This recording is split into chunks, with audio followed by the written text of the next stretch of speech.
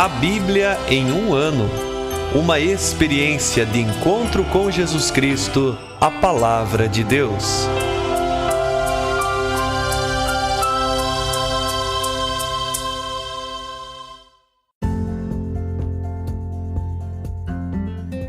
Olá, eu sou o Bruno, seminarista da Diocese de Ponta Grossa, Paraná. Você está ouvindo o podcast A Bíblia em um ano.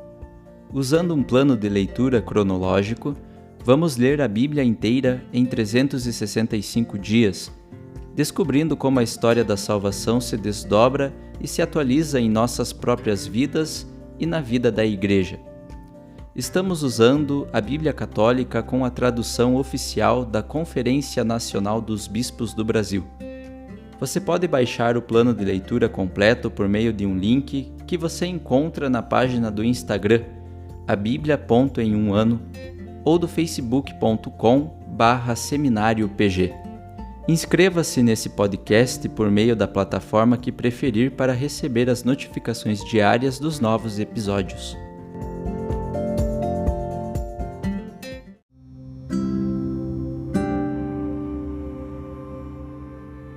Olá, eu sou o Padre Jaime Roça, da Diocese de Ponta Grossa, no Paraná.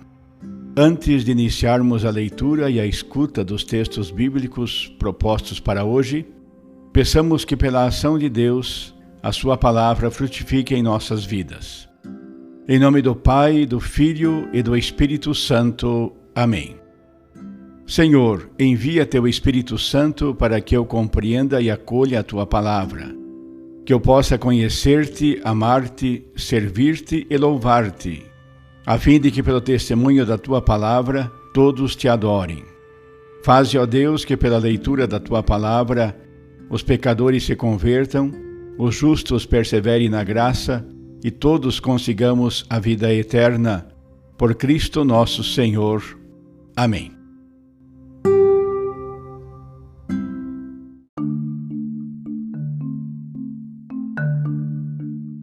Hoje é o dia 329 do nosso podcast. Leremos Atos dos Apóstolos, capítulo 8, Carta aos Romanos, capítulos 13 e 14, e Provérbios, capítulo 27, versículos de 15 a 17. Atos dos Apóstolos, capítulo 8. E Saulo estava lá consentindo na execução de Estevão. Naquele dia começou uma grande perseguição contra a igreja que estava em Jerusalém.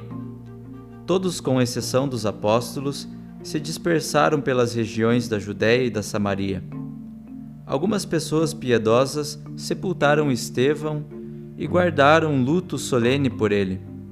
Saulo, entretanto, devastava a igreja, entrava nas casas e arrastava para fora homens e mulheres, para atirá-los na prisão. Entretanto, aqueles que se tinham dispersado iam por toda parte, anunciando a palavra.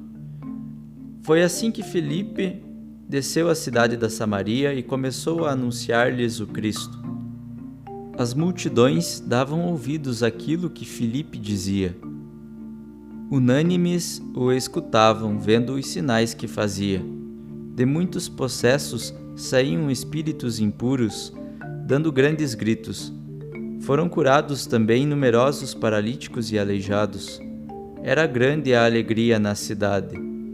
Na cidade estava morando um homem chamado Simão. Ele praticava a magia e fascinava a população da Samaria. Ele se fazia de importante, e todos, do menor ao maior, lhe davam ouvidos e diziam: Este é a força de Deus, chamada a Grande. Davam ouvidos a ele porque desde muito tempo os fascinava com suas magias. Depois, porém, passaram a crer em Filipe, que anunciava o reino de Deus e o nome de Jesus Cristo, e homens e mulheres se deixaram batizar. Também Simão abraçou a fé, fez-se batizar e tornou-se adepto de Filipe, porque ficara fascinado ao ver os sinais e os grandes milagres que aconteciam. Os apóstolos que estavam em Jerusalém souberam que a Samaria acolhera a palavra de Deus e enviaram para lá Pedro e João. Chegando ali, oraram pelos habitantes da Samaria, para que recebessem o Espírito Santo, pois o Espírito ainda não viera sobre nenhum deles. Só tinham recebido o batismo em nome do Senhor Jesus. Pedro e João impuseram-lhes as mãos, e eles receberam o Espírito Santo. Simão viu que o Espírito era comunicado pela imposição das mãos dos apóstolos. Ofereceu-lhes dinheiro e disse: Dai também a mim este poder, para que aqueles sobre quem eu impuser as mãos recebam o Espírito Santo. Pedro, porém, lhe respondeu: Que o teu dinheiro vá contigo à perdição. Pensas que podes adquirir o dom de Deus com dinheiro? Não te cabe parte alguma neste assunto, pois teu coração não é reto diante de Deus. Arrepende-te dessa tua maldade e suplica ao Senhor que Ele perdoe esse pensamento do teu coração, pois eu te vejo entregue ao fel da amargura e ao laço da iniquidade. Simão lhe respondeu: Suplicai vós por mim ao Senhor, para que não me aconteça nada do que dissestes. Eles então, depois de dar testemunho e de pregar a palavra do Senhor, voltaram a Jerusalém anunciando o Evangelho a muitos povoados dos samaritanos. Um anjo do Senhor falou a Filipe, dizendo: Prepara-te e vai em direção ao sul. Toma a estrada que desce de Jerusalém a Gaza, ela está deserta. Filipe levantou-se e foi. Nisso apareceu um eunuco etíope, alto funcionário de Candace, rainha da Etiópia, e administrador-geral do seu tesouro. Ele tinha ido em peregrinação a Jerusalém. Estava voltando e vinha sentado na sua carruagem, lendo o profeta Isaías. Então o Espírito disse a Filipe: Adianta-te e aproxima-te desta carruagem. Tendo acorrido, Filipe ouviu que o etíope lia o profeta Isaías e perguntou: Compreendes o que estás lendo? Ele respondeu: Como poderia, se ninguém me explica? Então convidou Filipe a subir e a sentar-se junto dele. A passagem da Escritura que o eunuco estava lendo era esta: Ele foi levado como uma ovelha ao matadouro, e qual um cordeiro diante do seu tosquiador, emudeceu e não abriu a boca. Na sua humilhação o direito lhe foi tirado. Sua descendência, quem poderá enumerá-la? Sua vida foi arrancada da terra. O eunuco disse a Filipe: Peço que me expliques de quem o profeta está dizendo isso. Ele fala de si mesmo ou se refere a algum outro? Então Filipe começou a falar e, partindo desta passagem da Escritura, anunciou-lhe o Evangelho de Jesus. Eles prosseguiram o caminho e chegaram a um lugar onde havia água. Então o eunuco disse a Filipe: Aqui temos água. Quem impede que eu seja batizado? O eunuco mandou parar o carro. Os dois desceram para a água e Filipe batizou o eunuco. Quando saíram da água, o Espírito do Senhor arrebatou Filipe. O eunuco não ouviu mais e prosseguiu sua viagem cheio de alegria. Filipe foi parar em Azoto e, passando adiante, anunciava o Evangelho a todas as cidades até chegar a Cesareia.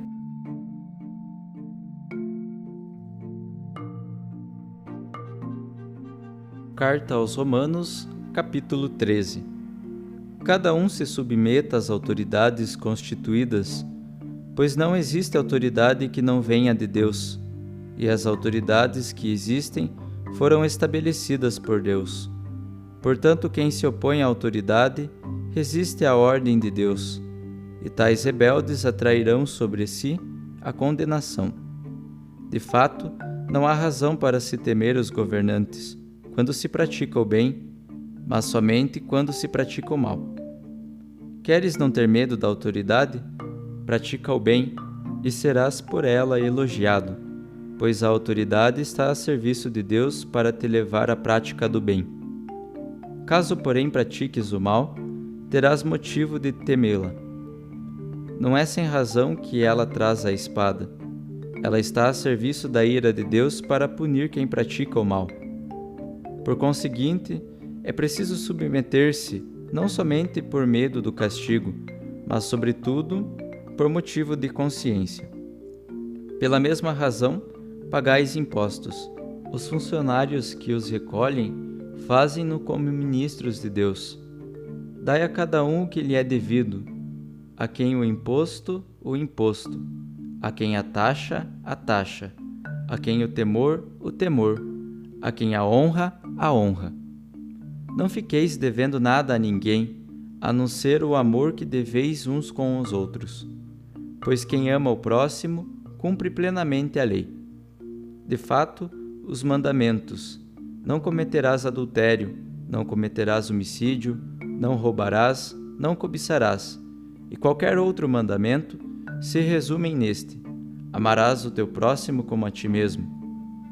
O amor não faz nenhum mal contra o próximo. Portanto, o amor é o pleno cumprimento da lei.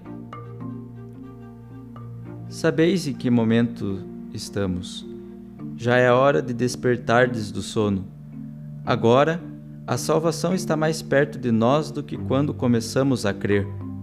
A noite está quase passando, o dia vem chegando. Abandonemos as obras das trevas e vistamos as armas da luz. Andemos honestamente, como em pleno dia. Nada de glutonerias e bebedeiras, nada de orgias e obscenidades, nem de discórdias e ciúmes. Pelo contrário, revesti-vos do Senhor Jesus Cristo e não atentais à carne com os seus desejos. Capítulo 14. Acolhei quem é fraco na fé sem discutir opiniões. Um acredita que pode comer de tudo, outro, sendo fraco, só come legumes. O que come de tudo não despreze o que não come, e o que não come, não condene o que come, pois Deus acolheu também a este. Quem és tu para condenar o servo de um outro? É para seu próprio Senhor que ele fica de pé ou cai. De fato, ele vai continuar de pé, pois o Senhor tem o poder de sustentá-lo. Há quem considere uns dias mais importantes que outros, e há quem considere todos os dias iguais.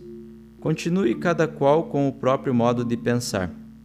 Quem distingue um dia do outro, faz isso por amor ao Senhor. E quem come de tudo para a glória do Senhor, pois ao comer dá graças a Deus. E quem não come deixa de comer por amor ao Senhor, e também ele dá graças a Deus.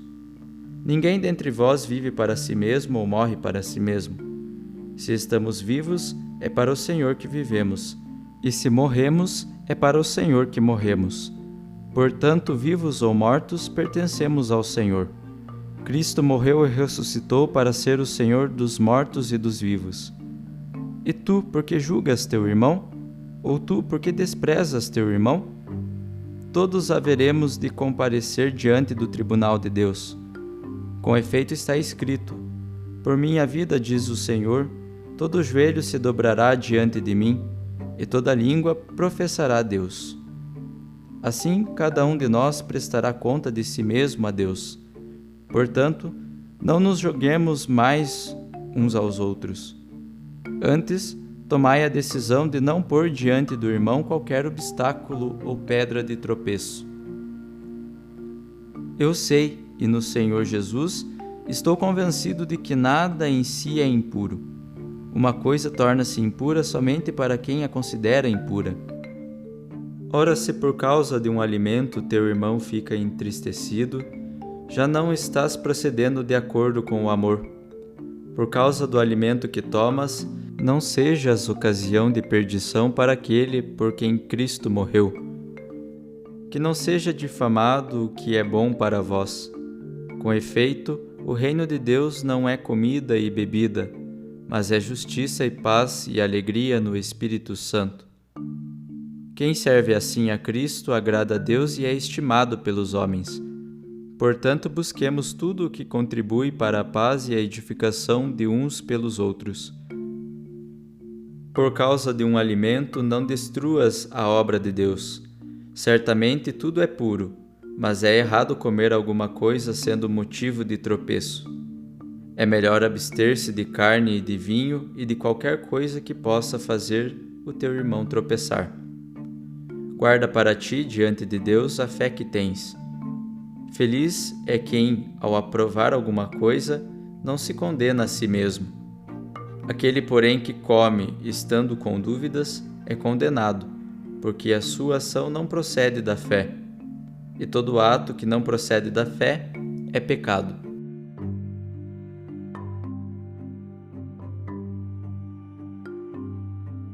Provérbios 27, versículos de 15 a 17. Telhado gotejando em dia de frio e mulher encrenqueira são parecidos. Contê-la é como querer segurar o vento ou como tentar pegar o óleo com a mão. Ferro se afia com ferro, assim o amigo com a presença do amigo.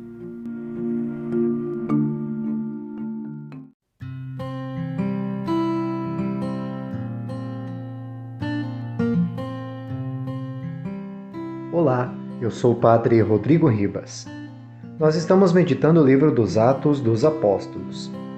Hoje nós ouvimos o capítulo 8, e aqui nesse capítulo aparecem alguns personagens novos, como Saulo, que nós vamos ver ainda mais adiante, Filipe, Simão. Saulo, ele é um fariseu radical que lidera perseguições violentas contra as comunidades cristãs. Só que essas perseguições, elas acabam se tornando positivas, porque elas causam dispersão. Aqui esse termo dispersão, aqui justamente nesse ambiente, o que isso significa? Aos olhos humanos, a dispersão ela pode representar uma fuga, mas aos olhos divinos, isso representa a expansão da Boa Nova, a expansão do Evangelho. Por isso que essas perseguições acabam se tornando positivas, porque elas fazem com que o Evangelho acabe sendo levado para outros lugares. Já no início do capítulo, diz que os apóstolos eles permaneceram em Jerusalém. O que significa isso? Significa que esse Filipe, que é esse outro personagem que aparece ali, não é o apóstolo, mas provavelmente um dos 7 helenistas que foram escolhidos ali anteriormente, como nós já mencionamos.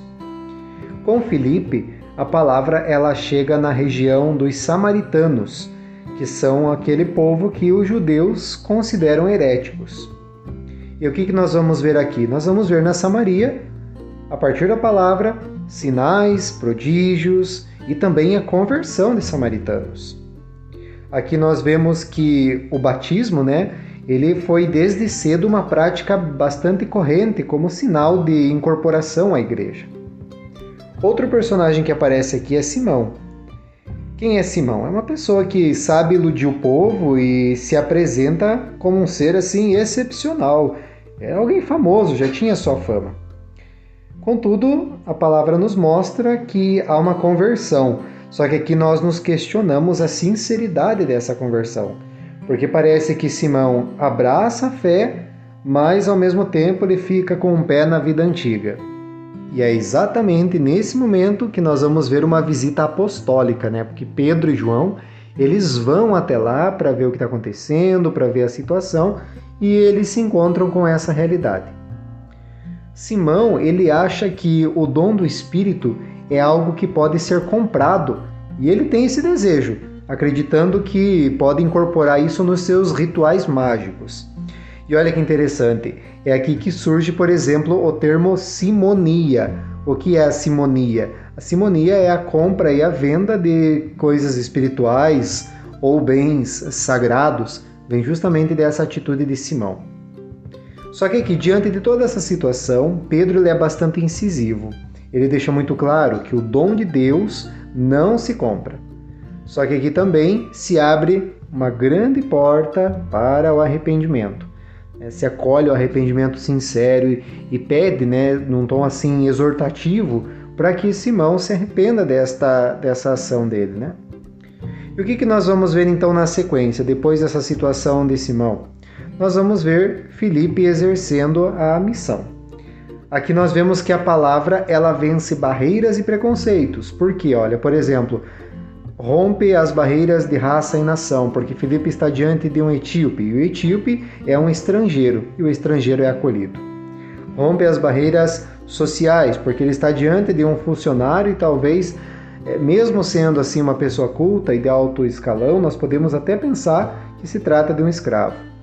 Também vence as barreiras da religião, porque o eunuco é uma pessoa que não pode participar da Assembleia dos Fiéis. E o eunuco, então, ele está retornando de uma peregrinação ao Templo de Jerusalém e provavelmente foi nessa visita ao templo que ele conseguiu um pergaminho com o texto de Isaías, que é o texto que ele vem lendo. Só que o estrangeiro não entende, né? Então Filipe oferece uma exegese cristã, porque ele vai mostrar para o etíope que a Páscoa de Jesus é a chave para compreender toda a Escritura. E aí, da pregação de Filipe, vai acontecer o quê? Vai acontecer a adesão à fé, a profissão de fé e o batismo deste homem, né? É algo que nós vemos sempre, né? Do resultado da pregação vem a adesão da fé através do batismo. Ouvimos também a carta de São Paulo aos Romanos, nos capítulos 13 e 14. O capítulo 13, ele começa falando sobre a obediência devida às autoridades civis. O que é importante nós percebermos aqui? Que no ano que foi escrita essa carta, que foi mais ou menos nos anos 57, 58, era o reinado de Nero. Mas ainda não havia estourado a perseguição violenta contra os cristãos. E o autor então supõe que as autoridades elas são legítimas e honestas e escreve então a uma comunidade minúscula que vive ali na grande capital do grande império. E nesse capítulo também ele conclui a exortação sobre a conduta cristã, com uma recomendação que podemos chamar assim escatológica. A conduta cristã, ela não se trata de mera consequência da fé, mas também é algo dinâmico. Aqui aparecem alguns termos como, por exemplo, veste, armadura, é o próprio Jesus Cristo. É a imagem de Jesus Cristo que deve ser o centro da vida cristã.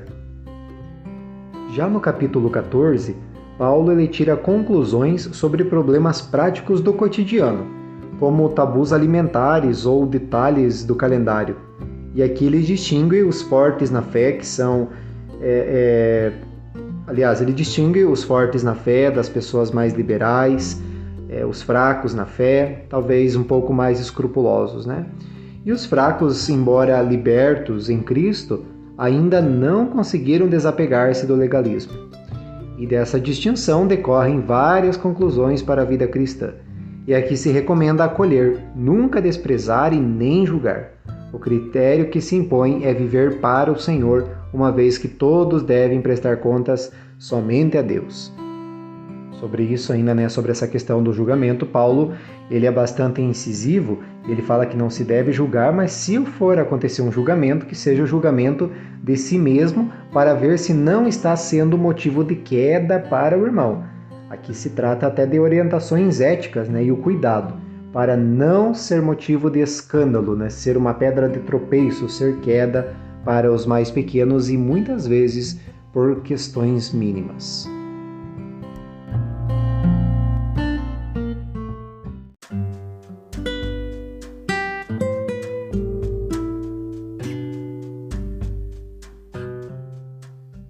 Queridos irmãos e irmãs, que possamos exclamar com São Pedro, a quem iremos, Senhor, Tu tens palavras de vida eterna, e que a cada dia, após a escuta atenta da palavra, possamos renovar a nossa opção por Cristo e pelos frutos de eternidade que Sua palavra nos oferece. Quem vos fala é o Padre Hélio Guimarães, da Diocese de Ponta Grossa, no Paraná. Oremos. Ó Deus, que unis os corações dos vossos fiéis num só desejo, dai ao vosso povo amar o que ordenais e esperar o que prometeis, para que na instabilidade deste mundo fixemos os nossos corações onde se encontram as verdadeiras alegrias. E abençoe-vos o Deus Todo-Poderoso, Pai, Filho e Espírito Santo. Amém.